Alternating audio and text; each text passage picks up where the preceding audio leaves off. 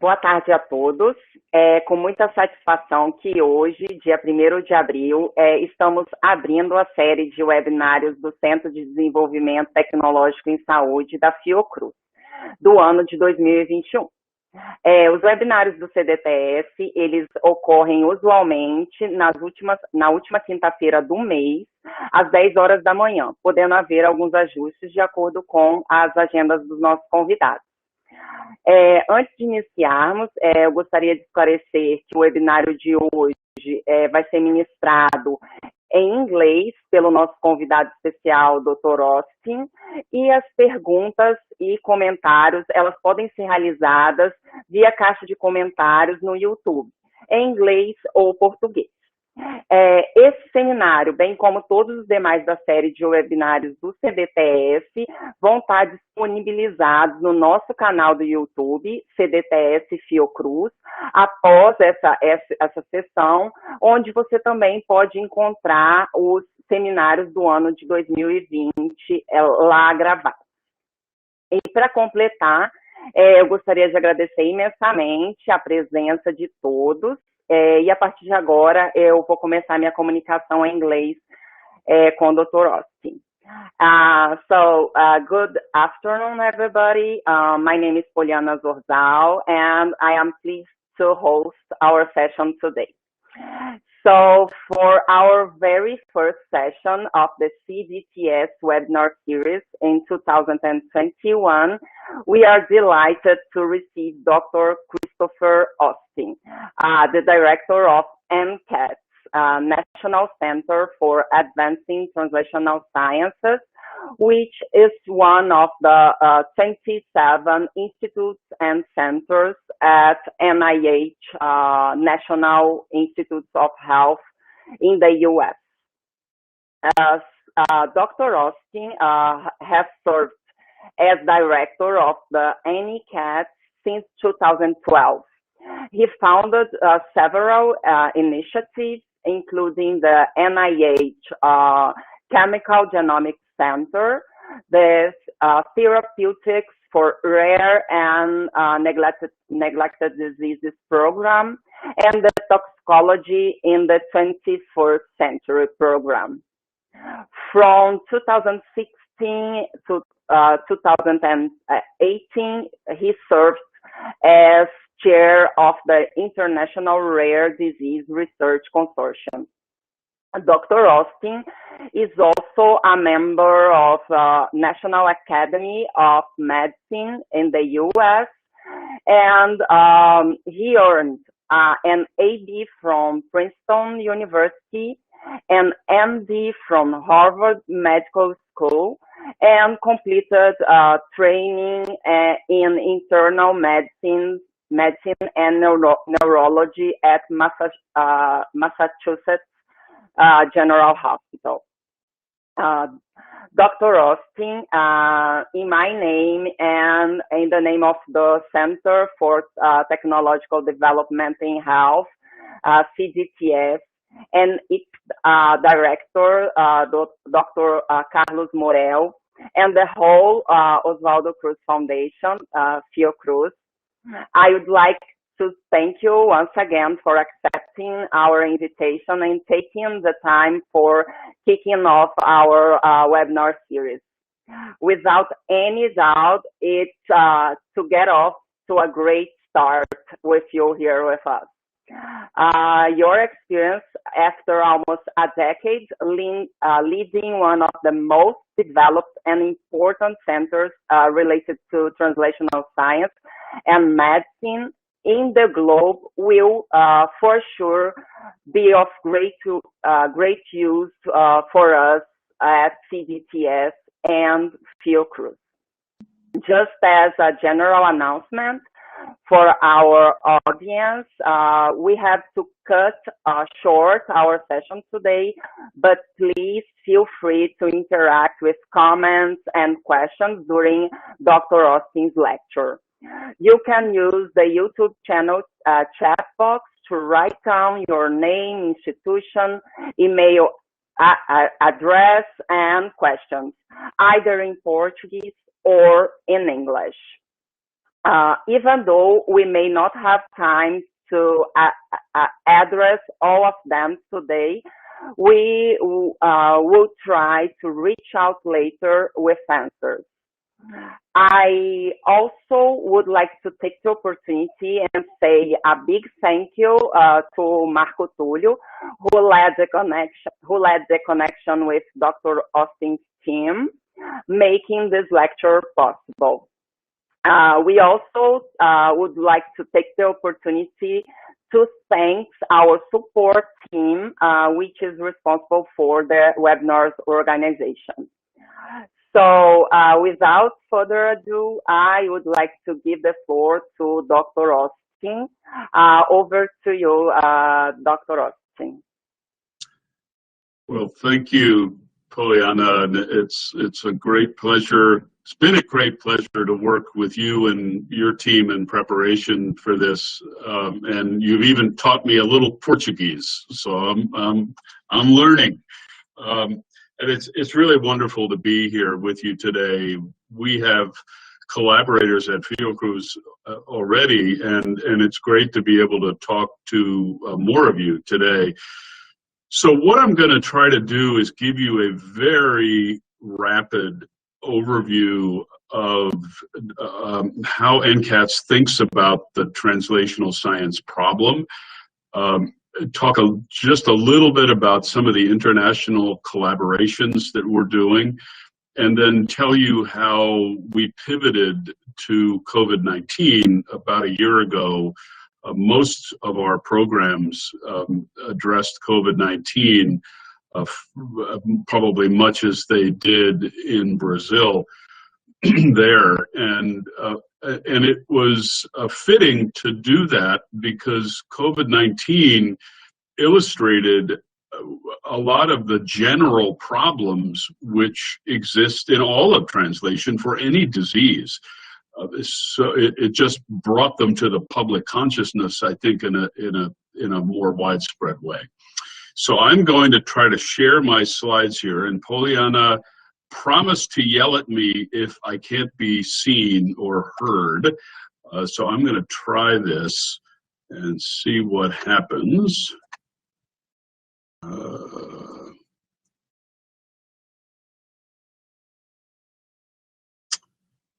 Yeah, you are already sharing your screen. All right. Poliana, can you see my slides now? Yeah, it's perfect. Okay. It's working. Okay, perfect. All right. Well, here we go.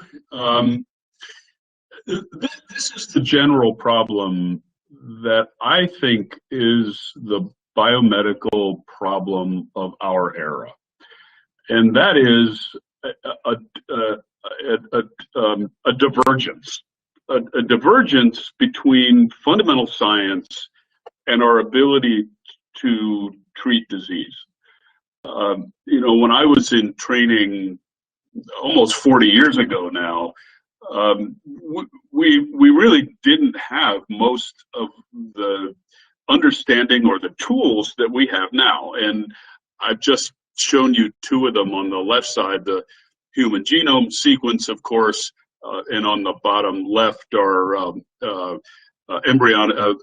induced pluripotent stem cells that are differentiating into neurons and putting out processes. You know, these were things that when I was in training really were science fiction. They are things that graduate students do, or even college or high school students do these days. So a dramatic increase in fundamental basic science to make it almost unrecognizable compared to what it was 30 or 40 years ago. But if you ask on the right side, if you think from the clinical perspective, those of you who are physicians or have been to see a doctor recently, and ask yourself, well, how different is your experience of seeing the doctor today than what it was 30 or 40 years ago? And unfortunately, for most diseases, the answer to that is not very much. It's pretty much the same as it was 30, 40 years ago, despite the amazing understanding in the fundamental domain. And my own field of neurology is one of the best examples of this. Very little has happened therapeutically in neurology in the last 40 years, despite the fact that brain science has progressed by leaps and bounds. So this transition that we all thought would happen by itself if we understood how human beings and biology works in health and disease, there was, at least I thought, and this is what I was taught or led to believe, that treatments sort of just follow as the night follows the day. There would be treatments, but in fact, that could not be further from the truth. We are really quite terrible at going from a fundamental discovery to a clinical intervention that improves health. This process, as I'm sure you all know, is terribly failure-prone, inefficient. In US dollars, developing a new drug costs somewhere between $2 and $3 billion, accounting for failures. The failure rate is well over 95%. And importantly, even at least in this country, and I'm guessing in Brazil, even when there are interventions, drugs or other interventions that are developed, our system takes around another 15 years to get those interventions to all the people who could benefit from them. So going from a fundamental discovery to getting a treatment that gets to all the people that are needed takes around 30 years now. And that has not decreased appreciably. By some measures, it's increased in the last many decades. So we got a big problem here. And sometimes people ask me, well, is translation, this process, new? Of course it's not new. People have been trying to do this. Doctors and scientists have been trying to do this for literally thousands of years. What's different is what's on the left side here, this opportunity, the need of patients with disease has always been there, but our understanding has not been. And one hasn't kept up from the other. So that is the translational problem.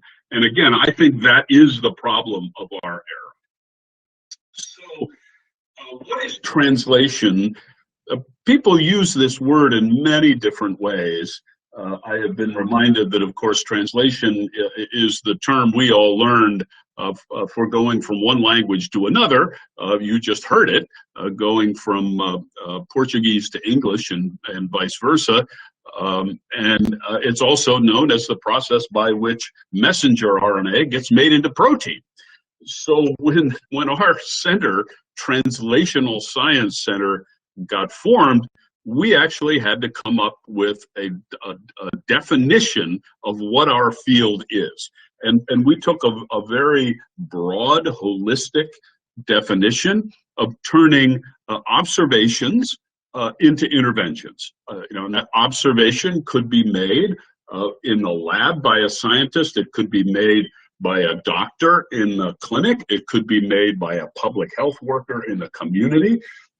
And the first time that observation is made, there might be an idea that comes to this person. Well, gosh, if I could just turn this observation backwards, if I could turn it off, maybe the health problem in front of me would go away too.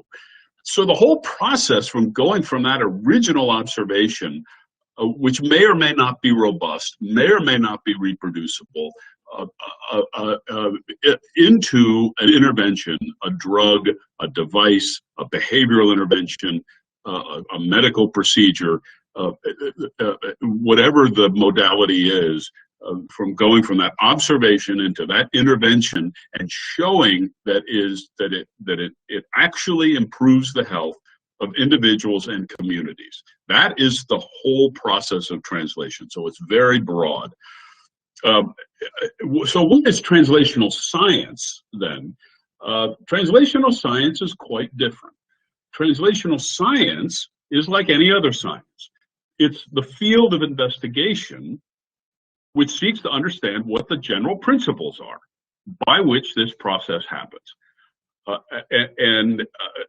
You know, those of us who have been in this field for a long time know that the reason that translation is so terribly failure prone is that we really don't understand very much about most of the steps of this process.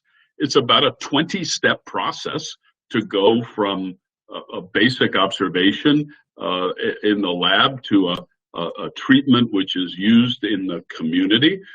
And for the most part, each of those steps is empirical. It's trial and error. And there are a lot of reasons for this historically that we could get into if you're interested. But the fact is that this is a trial and error field. It has always been that. And when you think about it on first principles, what we see now in terms of failure rate is exactly what we would expect if we had a complex multi-step process with an increasing number of degrees of freedom as we go from a protein in a tube to a person living in a community. The likelihood of our getting from one end to the other of that 20-step process with an increasing number of degrees of freedom using a trial and error approach, guesswork essentially, that likelihood approaches zero. If you just do the numbers, 20-step process, if you have a 10% likelihood of success, 10% to the 20 gives you, you can do that math, and it's a very low success rate. So the conventional solution to this is just to do more of each one. And high throughput chemical screening is a perfect example of that. The lab that I'm sitting in now at NCATS is a world leader in that field. We are able to test 3 million different chemicals in a biological assay every week, and we do that. And we're very proud of that. However, if you think about it, that is a tacit admission of ignorance, because anyone who has to try 3 million different things to find the thing they're looking for has no idea what they're looking for. And so translational science is the field that hopes to turn that empiricism, having to do it over and over and over again, because we have no idea what the fundamental principles are, into a predictive science. So going from what sometimes feels more like astrology into engineering. And we've seen this happen in a little bit more than my lifetime in genetics, for example, which was a highly empirical field for years and years and years, and is now quite well understood and quite predictive and quite powerful. And that's what needs to happen in translation. Interestingly, there are very few places in the world focused on this definition of translational science. Pretty much every academic organization that I'm aware of, pretty much every biotech, every science, every pharma is more or less trying to get a product out the end for whatever the disease is using pretty much the current state of the art. So what's really needed is an academic field that develops the underlying science that everybody can use, and that's what NCATS was formed to do. Okay, so what exactly do we work on anyway? So you know, as Poliana mentioned, NCATS has, the NIH has 27 different institutes and centers. Most of them are research organizations that follow the medical specialties. So there is a neurology institute and a psychiatry institute and a heart institute and a lung institute and a skin institute and a bone institute and an eye institute and a lung and nose institute. You get the picture. NCATS is very different. Our disease, if you will, our organ, if you will, is the translational process. And if the translational process was a patient with a disease, it would be very sick. It would die 99% of the time, and we would have no idea why or how to fix it. So these are the symptoms, or the problem list, if you will, of the translational disease patient. And these are the things that we need to understand and develop solutions for in order to make translation a predictive science. So we start out with the fact, at least in this country, and we found this with our colleagues at Fiocruz so far through one of our collaborations, very few people understand this process of translation. And so that understanding in education is a big issue. And then everything from predictive efficacy and toxicology to data interoperability and clinical criteria and biomarkers and institutional review board harmonization and recruitment of clinical trials and on and on and on and on. You'll notice that none of these have a disease in the name. And that's because the causes of translational failure, going from a fundamental discovery to a treatment that improves health, the reasons for failure, for the most part, are identical, no matter what disease you work on. Doesn't matter whether you work on emphysema or eczema or Alzheimer's disease, the reasons for failure are independent of the disease. And this is another problem with the system. Everyone works from their own disease perspective, and no one works on these problems. And these are the problems that are preventing treatments from getting to patients. And so, but they're not only scientific problems, these are scientific problems, they're also organizational problems and cultural problems. At least in this country, our biomedical research ecosystem is set up to do basic research. All of the systems we have, our universities, our tenure, the idea of a principal investigator, one person who is going to be doing all the discovery, is perfect for basic science. And it's where I got my start, and I love that work. But translation is a team sport. It takes 20 different kinds of people who are very diverse in their fields for success. It requires biologists and chemists and engineers and informaticians and pharmacologists and toxicologists and clinical trial experts and public health people and regulatory people and clinicians. Very, very broad team. And that just does not fit the organizational and cultural model, which is dominant and has been dominant for perfectly good reasons up until now. Because up until, as we started at the beginning, 40 years ago, we didn't know all of this fundamental science. And so, of course, that system was perfect. And it still works great for basic science. It does not work, however, for translation.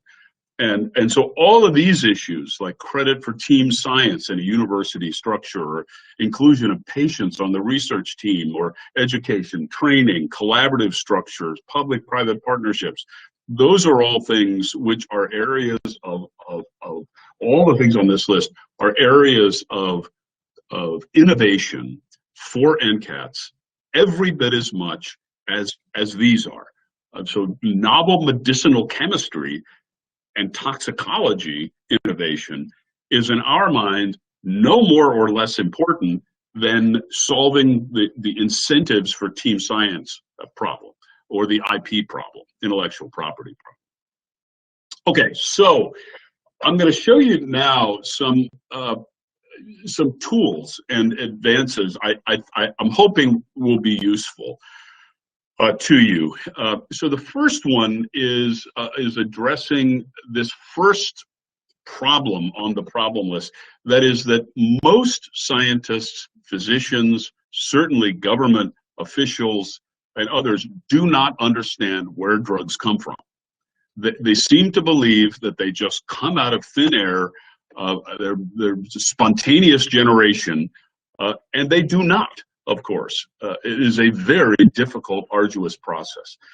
And so through the National Academy of Medicine, a large group of us from pharma, biotech, FDA, patient groups, universities got together, and we created a map, a realistic map of what it actually took to go from a fundamental discovery to an intervention that improved health. And we published this a couple of years ago, and you can see the references there in two papers. So we started out with this. I hope you've all seen this. This is, you probably all have. It is the conventional diagram, which I have used most of my career to show where interventions come from. This happens to be for small molecule drugs, but there are versions of this for biologics or gene therapy or what have you. But it's basically this model. And it suggests that this process is quite straightforward. It is 6 steps. It is a pipeline. And if you just follow these 6 steps, you're going to have an intervention that improves human health out the end. Even the word pipeline, which we use, I don't know what the term is in Portuguese, but this term drug pipeline is terribly misleading. Because what is a pipeline? A pipeline is something into which an entity, water, oil, whatever it might be, goes in at one end and comes out the other end, unchanged, we hope. And the water better come out unchanged, or else it's a bad pipe. And the progress through the pipe is only dependent on the diameter of the pipe. And it's 100% fidelity. What goes in comes out the end. That could not be further from the truth for the process that we are engaged in. And we realized in this process that these words matter. People believe us when we say there is a pipeline, and then we say this is very difficult, and the public and scientists and physicians understandably say, how can this be hard? It's a pipeline. You just said it was a pipe. So I don't use that term anymore because it is misleading, and people believe us. Words matter. So what does it actually look like? Well, this is what it actually looks like. And whenever I show this, I get a combination of laughter, groans, gasps of horror. And this is, like in most scientific publications at the end, this is a schematized, simplified view of each of these. What you're not seeing here is the fact that a lot of these steps, you can spend 2 or 3 years in one step going around and around and around and around and never get out. But fundamental science is just the upper left corner there, and patients are all the way around at the lower left corner. And we use this for a couple of reasons, a couple of these. One is to educate people about how complicated this is. It's not to say don't get into it, but if you're going to go on any long journey, you better have a map and be prepared and know where you're going to go. Otherwise, you will fail. And it is one of the reasons that failure happens. People simply do not know what they're getting themselves into, and they are not prepared. So we also, after we published it, we decided we needed to create an electronic version. I don't think any of us use paper maps anymore. We all use Google Maps or something on our cell phones. And so we created a version of that. So this is on our website, and this is an electronic version that works very much like a Google map does. And I would encourage you to go have a look. And you can start at any one of these points, just like you can within an electronic roadmap. I will warn you that this electronic map has 10,000 different places in it. 10,000 nodes that are connecting all of these. But that really is complicated. If you put a roadmap of the entire country of Brazil or the entire country of the US, which are about the same size, it would be very, very complicated and have tens of thousands of nodes. And that's what this has too. So it also allows us, thinking about engineers, to say, well, what are the problems in this roadmap that are particularly problematic? And if we think of ourselves as translational scientists being systems engineers, road builders, if you will, we want to look at the steps which are most problematic, take the most time, most likely to fail, cost the most money, and those are the steps that we are going to focus on. Use another analogy. If we think of this as a complex, multi-step organic synthesis with an overall poor yield at the end, what we all learned in basic organic chemistry or biochemistry was to identify the rate-limiting steps and develop catalysts to those steps. That is the only way to increase yield. That is exactly what translational science is trying to do for the process of translation. We also, very early on, had to define what a translational scientist is. And a translational scientist is quite different from the geneticist, the very basic model organism geneticist that I was trained to be. I was trained to be a C. elegans geneticist. And the skills I needed to do that, to develop, to look at nervous system development in a worm, are very, very different than what a translational scientist needs. Those people have to certainly be rigorous researchers, just as rigorous, if not more, than the basic researchers, but they also have to be boundary crossers. They have to be team players. They have to be interested in communicating with their other team members, not just their C. elegans. They have to be systems thinkers. They have to think like a team would. If you're on a football team or playing in an orchestra, you constantly have to think about your teammates and compensating and asking, what do they need? I didn't learn how to do that when I was in science. Scientists generally are not trained to do that. But if you are in the translational field, it is essential. And then you have to be a process innovator, as we've been saying. Okay, so, oh no, my slides just stuck. Oh, here we go. Okay, thank you. Okay, something that you might find, another thing you might find helpful, this is for the preclinical part of therapeutic development. We realized when we started this that there was no, because of the absence traditionally of because of the absence of an academic field of translational science, there was no literature. There was no guide for new people getting into the field to read about and learn how to do this. So we created this together with colleagues at Eli Lilly, the drug company, to provide detailed rationales and protocols for every step of this process that are robust, reproducible, consistent, high throughput, and translationally relevant. I am of certain age, so I grew up with this. Maybe some of you recognize this. This is how I learned how to clone DNA. This was Tom Manianis's molecular cloning manual. And shortly thereafter, this came out, Current Protocols in Molecular Biology. When molecular biology started, you had to have protocols to understand how to do it. That's what this is, but for the preclinical part of translation. Okay, so how are we organized? And I show you this I show you this for two reasons. One, it's a collaborative organization.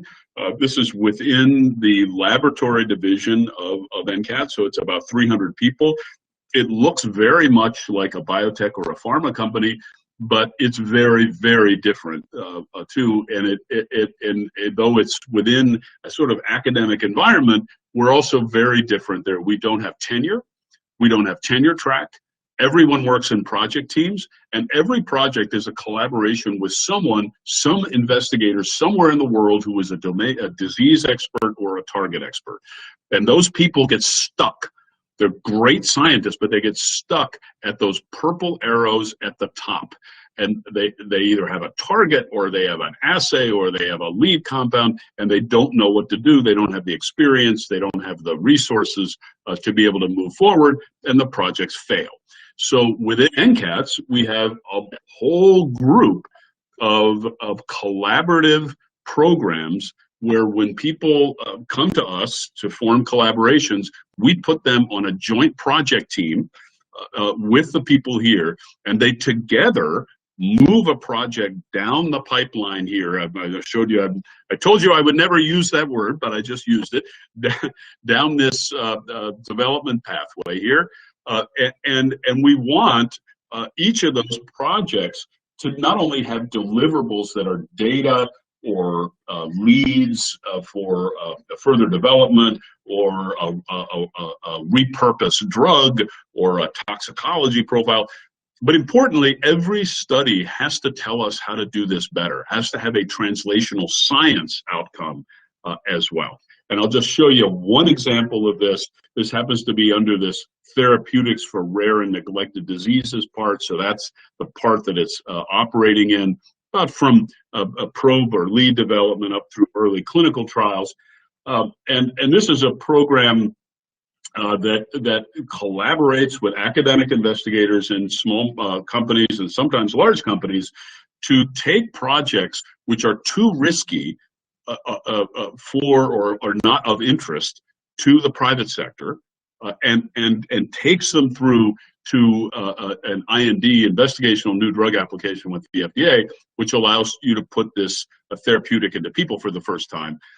And we have within that organization enormous expertise, and these people are a collaborative team that works on about 25 projects at any one time to get across the valley of death. And I'll show you these are some of the things that the group does on the left side there. For some of you, those words even may be unfamiliar, and that's actually the point. The reason this works is that our collaborators know much more about their target or their disease than we do. They are the disease experts, not us. And they use words we don't understand. But we know the translation, and we know words they don't understand. But when you put those two together, magic happens. And I would urge you, if we have international collaborators all around the world. So if you have projects at Fiocruz which you think would be relevant, contact this person down low. You'll have these slides, and so please do contact him. We do a lot of work on rare diseases. Why is that? Well, for a number of reasons. Rare diseases are a disproportionate cause of morbidity and mortality. Many people, even scientists and physicians, don't realize how many of these diseases there are. There are somewhere between 7,000 and 13,000 rare diseases. We actually don't even know how many there are yet. And what we do know is, however, that though they are, of course, individually rare, they are cumulatively very common. About 8% of the population, which is about the same prevalence as diabetes. Diabetes, at least in this country, is known as a public health problem. It's a public health issue. Rare diseases are not known as a public health issue, even though they are much higher in cost and a much more a larger cause of disability and premature death than diabetes is. And what is even more striking is that only about 5% of these diseases have any regulatorily approved treatment, every FDA approved treatment in this country. And at the current rate of progress, you will be shocked, I'm sure, to learn, unless you've heard me say this before, that at the current rate of progress, it will be 2,000 years before there is a treatment for every one of these diseases. So if anything tells you that we cannot continue doing the same thing, this tells you we need a quantum improvement in efficiency and effectiveness. And one of the ways we're doing this, in addition to understanding the translational process, is to multiplex. Those of us who are biologists and informaticians, you know what I mean by that. We do many things at a time. We don't do one thing at a time. We've never done that in diseases. We consider them separate. They're not separate. They're all connected with each other. There are commonalities among diseases that would allow us to treat multiple diseases, and there are platform technologies for diagnosis and treatment as well. And so we've put together a clinical research network to do these, and I'm going to speed up here because we're going to run out of time. We have developed a platform approach to gene therapy, which is going to allow us to treat multiple diseases at a time.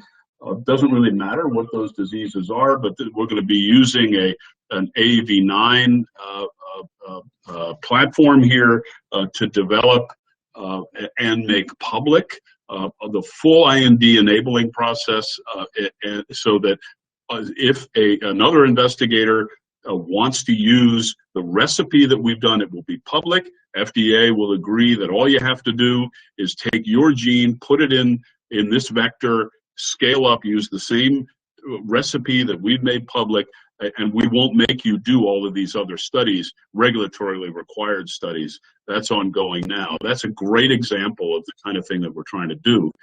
We're trying to make translational models more effective. We still do 2D assays, the cell culture, cell line assays that we all grew up with, but increasingly we try to go to the right here to include printed tissues and organ on a chip. We have a tissue 3D biofabrication capability, not for regenerative medicine, but rather to develop more complex, physiologically relevant 3D human cell-based systems to test for drugs, and in multiple different organs, with the hopes that what the therapeutics that we discover in those screens will be more predictive of what we see in humans. I hope you followed the tissue chip or microphysiological systems revolution. This is a program that we started at NCATS about 10 years ago, and it has exploded over the last 10 years. If you think about the things that we all had when we were doing tissue culture years ago, we basically had cells in a 2D platform, but we didn't have any of those other things that are in black there. Scaffold, structure, temporal patterning, perfusion, host response, etc. These tissue chips are little miniature bioreactors, multicellular constructs using human cells, which mimic the structure and function of all human tissues. And we use those to study diseases, and we use them to study safety and effectiveness of new drugs. If you haven't kept up with this, please do, because it's a remarkable field. We also have a very large clinical program that works on the clinical parts of that problem list I showed you. It takes care of about 2/3 of the U.S. population. Most of the large academic health centers you've heard of in the United States have one of these CTSA awards. One of the things that we've done here is to innovate on clinical trial science and operation to make clinical trials better, faster, cheaper. They are very inefficient in this country now, and this is attacking the IRB problem, the contracting problem, the clinical trial design problem, the adaptive trial design problem, the biostatistics problem, all of these things that apply to all different diseases. I want to just touch just for a minute on the international collaborations that we do. Translational science is a global enterprise. We all have the same problems. So we are big collaborators at NCATS. And so a number of years ago, we teamed up with our partners in Australia and Europe, and that is now extended, I'm glad to say, to England and to you. And we're really delighted. You're our first member in Latin South America, and this is a program which is advancing mainly the preclinical part of translation through global collaboration. We also have, if I can, I just want to mention that these fundamental characteristics of a translational scientist, that double helix that I showed you a minute ago, was in fact a product of translation together. It came from a collaboration among global collaborators when we realized we all have the same issues, and so we wrote this together. And we all found that the same problems exist in the U.S. as they do in Canada and Europe and Japan and Australia, and now we know in Brazil as well. Pollyanna mentioned that I was the chair. That's me in the red circle there. It's a meeting in Paris in 2017 of the International Rare Diseases Research Consortium. I would urge you to look into this. One of my disappointments, actually, of my 3 years as chair is that I was not able to get very many rare disease organizations from Latin America involved. There is one Trans-Iberian Alliance for Rare Diseases. We're having a little bit of success there now, but this is now a collaboration of about 60 organizations in 22 countries on virtually every continent, and is doing amazing work to share resources, share knowledge in rare diseases, and make progress faster. Virtually every one of the RDCRN, Rare Disease Clinical Research Network, that I mentioned a minute ago, have international sites. None of them are in Brazil that I'm aware of, but every one of these has international collaborators.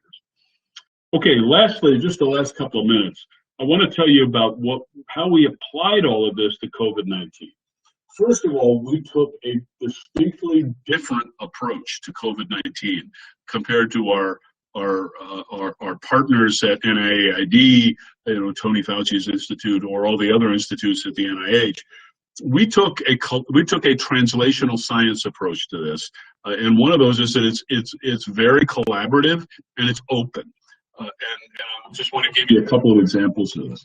Very early on, many people were trying to do drug repurposing for COVID-19, but nobody was sharing the data. Nobody was sharing the complete data.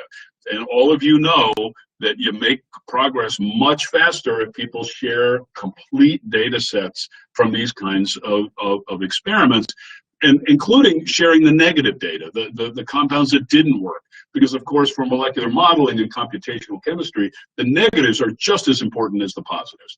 And so we created this open data portal in a week, literally in a week, and screened our collection of all approved drugs approved around the world, thousands of medicines and lots of other potential drug candidates across every one of these, and made all the data public. Positive data, negative data that had no effect, that's what the black means, and you can sort this in any way you want. Detailed protocols of every assay we did. And we did this immediately upon getting the results. We did not wait for the publications. We put them right on our website. And we've been glad to see that a number of organizations internationally have decided to put data in the portal too. And we really hope this is going to be something which continues post-COVID. Another thing we did early on was to create a mobile application, a mobile app that you could use on your phone, something called Cure ID, which allowed clinicians around the world to share their experiences of using existing drugs to treat COVID-19. We had created this together with the Food and Drug Administration, with FDA, right before COVID started, for repurposing mainly for neglected tropical diseases, and allow clinicians to share their experience treating those. But of course, in the early days of COVID, particularly before there was any clinical trial data, this was absolutely critical, and allowing clinicians all over the world in real time to share data with all the drugs that were used at the time. We also pivoted the tissue chip platform, which I mentioned to you, to COVID-19. One of these happened to be a lung chip, so we were able to pivot the lung chip platform, which had been developed for influenza, to studying the pathogenesis of SARS-CoV-2 infection and potential treatments. And that was a very useful platform for identifying repurposed candidate drugs in a much more physiologically relevant fashion. We created, on the informatics clinical side, an unprecedented electronic health record enclave. If you think about what we would have loved to have had early on in the pandemic, we would have loved to have known, who are these people? What sex are they? What race are they? How old are they? Are they children? Are they older people? What are their comorbidities? Do they have diabetes or hypertension, or what do they have? We had no way in this country to identify that. So we created it over the course of about 3 months, working with over 1,000 people across the CTSA program, investigators, and the informatics people at NCATS. We created this COVID collaborative. It now has over 1 million COVID positive patients in it, with records going back 2 years and new records being brought in every couple of weeks. Total number of patients is over 4 million. 1 million of those have COVID-19, and hundreds of projects from investigators all over the world who are using these data. And any of you could apply and get access to these data and ask whatever questions you want about COVID. Keep in mind, these are all U.S. sites so far, so that the data may not be directly applicable to those in Brazil, but I hope still useful. So what makes this special? Certainly the scale is one of them, but it's not just that we have a lot of patients, it's that they come from sites all over the country, rural, urban sites, all kinds of different sites. Over 5 billion rows of data, just think about that. And the demographics, you can't probably see this, but the demographics mirror perfectly the U.S. population, which is very different from other more convenient samples, if you will. We also turned our clinical trial platform into this problem, and one of the ones we're doing is on immunomodulators for cytokine storm. Part of this is going through the active collaborative, active public-private partnership, if you're familiar with that. This is an adaptive master protocol trial of 3 immunomodulators work in 3 completely different ways to try to tamp down the immune overreaction that often kills people in COVID. And I want to emphasize here that though we started in the U.S., there are 4 sites currently being activated in Brazil, and there are 5 already activated in Peru and 3 in Argentina, and we're working on Mexico as well. I thought somebody might ask, where are the sites in Brazil? Here they are. And I don't know where these are, but you undoubtedly would know the cities that these are all in. They're all supposed to be activated this week or next, and start recruiting patients, and those are the principal investigators, if you happen to know them. We also have been doing what we hope will be the definitive convalescent plasma trials. Many trials, as you know, have been done on convalescent plasma. One of the best ones actually done in Venezuela, but not good ones in the United States. And so we're well on to these slides, a little outdated, to having about 2,000 people who have been treated with well-titered convalescent plasma to figure out, does convalescent plasma work or not? And if it does work, in whom? So we should be able to tell that too. Okay, so what have we learned? What have I learned? And this is a little bit of editorialization from this experience. What I take away from this is that the operational problems, remember I gave you that list of scientific and operational problems at the beginning. The scientific problems remain, because they're going to be hard. But the operational problems, the lack of cooperation, the concerns about IP, the credit issues, all of those things evaporated overnight. And it showed that it is possible to go from fundamental discovery to therapeutics and vaccines much more quickly than has historically occurred. We know that because we just did it. We've seen this. So why? And I think this is because of the feeling of urgency. For the first time in my professional lifetime, everybody in the research ecosystem felt this urgency. Patients, and you all know this, patients feel this urgency every single day. Patients and their families feel that urgency. But researchers, public health officials do not, for the most part. And they prioritize other things. Now, all of a sudden, everybody had this urgency. That resulted in a recalculation of what people were willing to do, risk-benefit, based on that urgency.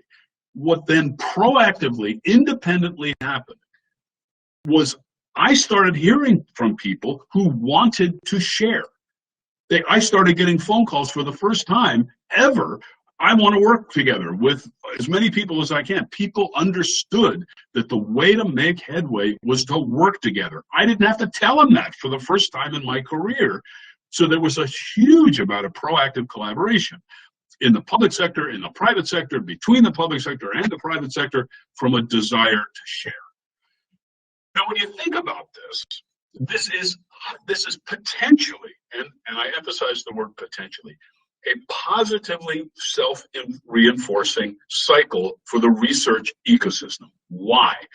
Because the increased productivity that we saw that came from the increased efficiencies gives a lot more credit to go around.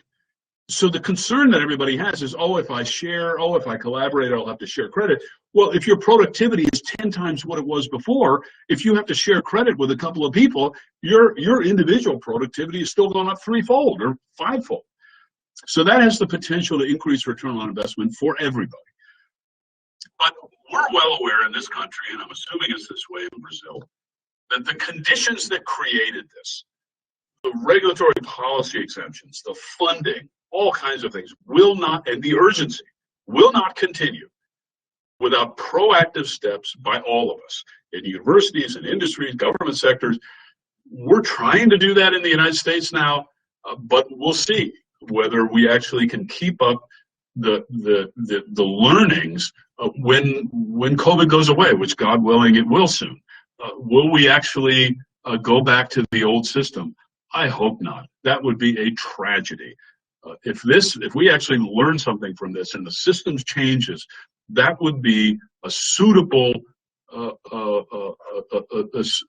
testament to all of the millions of people who have died in this pandemic.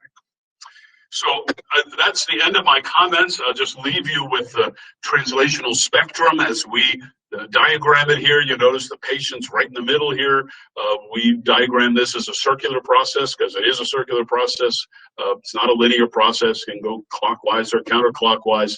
And I'd be glad to, as Pollyanna said, because we don't have time for questions, I would be delighted to answer any questions you have. All you have to do is send them to Pollyanna, and she will share them with me, and we will answer them via email, and that will allow you to ask them in Portuguese, which my Portuguese remains limited. But I would also urge you to connect with us on our website, Facebook, Twitter, YouTube, newsletter, etc. So, Pollyanna, back to you. Thank you very much, Dr. Austin. It was an amazing and enlightening presentation. It's really wonderful to know about your initiatives there with COVID and also in NCATS in general. And I think it's vital for the translation research community to shorten the value of death in medical research with partnership and learning from our partners' experiences. And it was just like really interesting for us listening and learning from you. So I am really sorry, as we told to the audience before, we are not going to have time now for questions, but we are going to reach out later and answer your questions further. And I just would like to give the floor to our director, Dr. Carlos Morel, who is going to make some final remarks before we close up the session. Thanks, Poliana. So the floor is yours, Dr. Morel. Thanks, Poliana. Chris, thanks so much for this marvelous talk. I think we learned a lot, and you could compress in less than an hour a lot of information and perspective. It was really stimulating. And if we were already committed to collaborate with you, now this has increased fivefold. Yay. So I know you have a heavy agenda today, but really would like to thank you very much. And this was just the beginning. I think you are going to have a lot of connections, a lot of demand, and a lot of push for collaboration partnerships. Thanks a lot. Perfect. Really look forward to it. Yeah, okay. Perfect.